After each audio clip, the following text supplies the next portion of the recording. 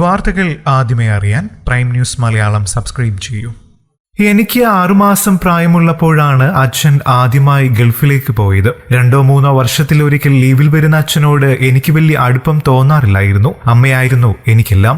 ഞാനും അമ്മയും മാത്രമുള്ള എന്റെ കുഞ്ഞു ലോകത്തേക്ക് ഇടയ്ക്ക് അതിഥിയെപ്പോലെ കടന്നു വരാറുള്ള അച്ഛനോട് എന്തോ എനിക്കൊരു അകൽച്ചയായിരുന്നു. പുത്തനുടുപ്പുകളും കളിപ്പാട്ടങ്ങളുമെല്ലാം ആഹ്ലാദം പകരുമ്പോഴും അച്ഛൻ ലീവിന് വരുമ്പോഴെല്ലാം അടുത്ത മുറിയിൽ ഒറ്റയ്ക്ക് ഉറങ്ങാൻ വിധിക്കപ്പെട്ടിരുന്നത് അച്ഛനോടുള്ള എന്റെ സ്നേഹക്കുറവിന് വീണ്ടും ഒരു കാരണമായി. ഞാൻ വളരുന്നതോടൊപ്പം അച്ഛനോടുള്ള അകാരണമായ അകൽച്ചയും വളരുകയായിരുന്നു. എഞ്ചിനീയറിംഗ് പഠനം കഴിഞ്ഞ ഉടൻ അച്ഛൻ എനിക്കൊരു വിസ ശരിയാക്കി. ദുബായിലെ ഒരു മൾട്ടിനാഷണൽ കമ്പനിയിൽ ഉയർന്ന ശമ്പളമുള്ള ജോലി. നാടും വീടും അമ്മയും പിരിയുക എന്നത് ഹൃദയഭേദകമായിരുന്നുവെങ്കിലും അച്ഛന്റെ നിർബന്ധത്തിന് വഴങ്ങേണ്ടി വന്നു. ദുബായ് എയർപോർട്ടിൽ അച്ഛൻ കൂട്ടുകാരൻ സെയ്ദിക്കയ്ക്കൊപ്പം കാത്തു നിൽക്കുന്നുണ്ടായിരുന്നു. എന്നെ കണ്ടയുടനെ അച്ഛന്റെ കണ്ണുകൾ എന്തിനോ നിറയുന്നുണ്ടായിരുന്നു. സെയ്ദിക്കയെ പരിചയപ്പെടുത്തി. നാട്ടിലെ വിശേഷങ്ങൾ ചോദിച്ചു. ഞാൻ എല്ലാത്തിനും ഹ്രസ്വമായ മറുപടി മാത്രം നൽകി.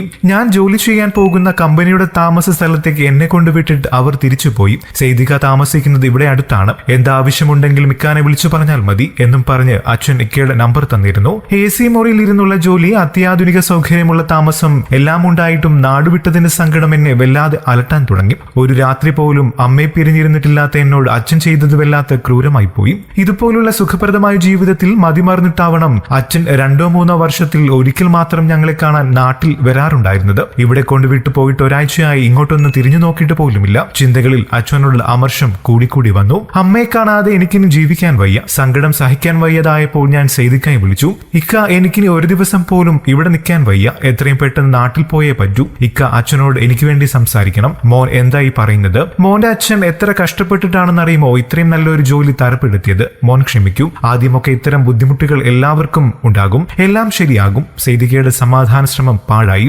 ഇല്ല ഇക്ക, എനിക്ക് പോയേ പറ്റൂ. ഇക്ക, എനിക്ക് വേണ്ടി അച്ഛനോട് സംസാരിച്ചില്ലെങ്കിൽ ഞാൻ അച്ഛനോട് പറയാതെ ജോലി രാജിവെക്കും. തീർച്ച. ശരി മോൻ, 2 ദിവസം കൂടി സമാധാനിക്കും. വെള്ളിയാഴ്ച നമുക്ക് അച്ഛന്റെ അടുത്ത് പോയി സംസാരിക്കാം.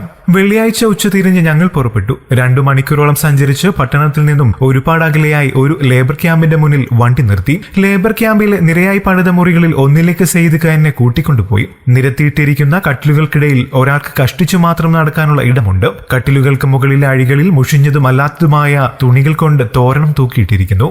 അച്ഛൻ സൈറ്റിലാണെന്നും വരാറായെന്നും അച്ഛന്റെ മുറിയിൽ ഒരാളായ ബംഗാളി പറഞ്ഞു. വെള്ളിയാഴ്ചകളിൽ പോലും അച്ഛൻ ലീവ് എടുക്കാറില്ലത്രേ. അതിന് എക്സ്ട്രാ സാലറി കിട്ടും. അത് അച്ഛന്റെ കട്ടിലാണ്. മോൻ ഇവിടെ ഇരുന്നോളൂ. മൂലയിലുള്ള കട്ടിൽ ചൂണ്ടിക്കാട്ടിക്കൊണ്ട് സെയ്ദിക്ക പറഞ്ഞു.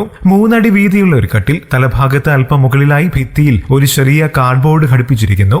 അതിന്റെ മേൽ ഞാനും അമ്മയും കൂടിയുള്ള ഒരു ഫ്രെയിം ചെയ്ത ഫോട്ടോ, ടൈഗർ ബാം, പിന്നെ കുറച്ച് മരുന്നുകളുടെ കവറുകളും അലസമായിട്ടിരിക്കുന്നു. കഴിഞ്ഞ 25 വർഷമായി എന്റെ അച്ഛൻ ജീവിച്ച ലോകം ഞാൻ നോക്കിക്കാണുകയായിരുന്നു.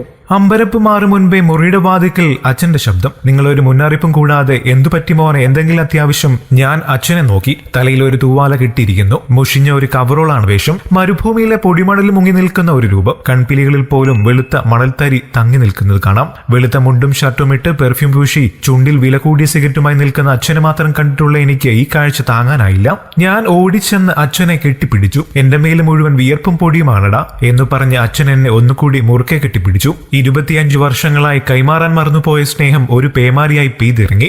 അച്ഛന്റെ കൈ കൊണ്ടൊരു സുലൈമാനിയും കുടിച്ച് യാത്ര പറഞ്ഞിറങ്ങിയപ്പോൾ സെയ്ദിക്ക ചോദിച്ചു. മോനെ, ഇനി പറ, നാട്ടിലേക്ക് തിരിച്ചു പോവാനുള്ള ഏർപ്പാടുകൾ ചെയ്യണോ? വേണമിക്ക, പക്ഷേ എനിക്കല്ല, എന്റെ അച്ഛന് വേണ്ടി. കുടുംബത്തിനായി മരുഭൂമിയിൽ ജീവിതം ഹോമിച്ച എന്റെ അച്ഛൻ ഇനി വിശ്രമിക്കട്ടെ, നമ്മുടെ സ്വന്തം നാട്ടിൽ സന്തോഷത്തോടെ. വീട്ടുകാരുടെ സന്തോഷം കാത്തു സൂക്ഷിക്കാനായി സ്വന്തം കഷ്ടപ്പാടുകൾ മറച്ചുവെക്കുന്ന കുബൂസും പച്ചത്തൈരും കഴിച്ചിട്ട് ഞങ്ങളുടെ ഓണസദ്യ ഗംഭീരമായിരുന്നു എന്ന് വീട്ടിൽ വിളിച്ചു പറയുന്ന സാധാരണക്കാരായ പ്രവാസികൾക്കായി സ്നേഹപൂർവ്വം സമർപ്പിക്കുന്നു.